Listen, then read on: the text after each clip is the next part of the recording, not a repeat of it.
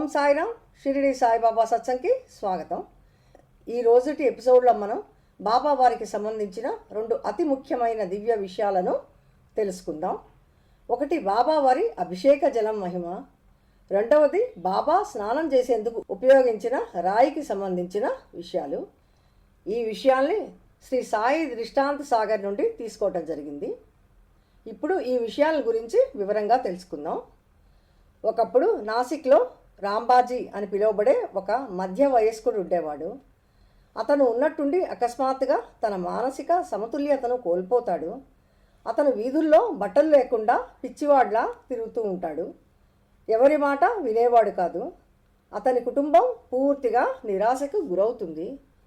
సాయిబాబా వారి సన్నిహిత భక్తుడైన మాధవరావు దేశపాండే శ్యామ సప్తశృంగి మాతను దర్శించుకునేందుకు తరచుగా నాసిక్కు వెళ్తూ ఉండేవారు.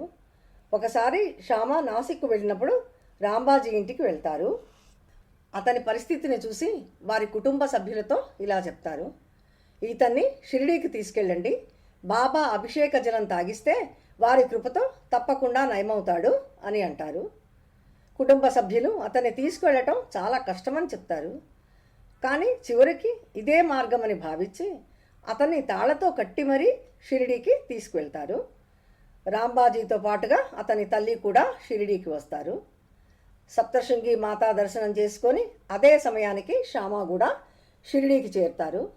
వారు ద్వారకామాయి చేరేటప్పటికి బాబా స్నానం చేస్తూ ఉంటారు.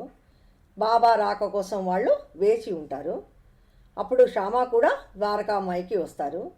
శ్యామ వాళ్లతో అంటారు: బాబా స్నానం చేసిన నీళ్లను రాంబాజీకు తాగించండి, ఇంకా అతని మీద పోయండి అని అంటారు. అలా చేసిన వెంటనే ఒక అద్భుతం జరుగుతుంది. రాంబాజీ పూర్తిగా నయమవుతాడు. అతని మానసిక స్థితి సరవుతుంది. అతను ఆనందంతో బాబా పాదాలపై పడి కన్నీళ్లతో తన కృతజ్ఞతను తెలియజేసుకుంటాడు.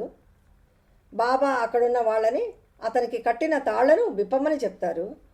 తాళ్ళు విప్పేస్తారు. అతను బట్టలు కట్టుకుంటాడు. ఆ తర్వాత రాంబాజీ బాబావారి అంకిత భక్తుడిగా మారతాడు.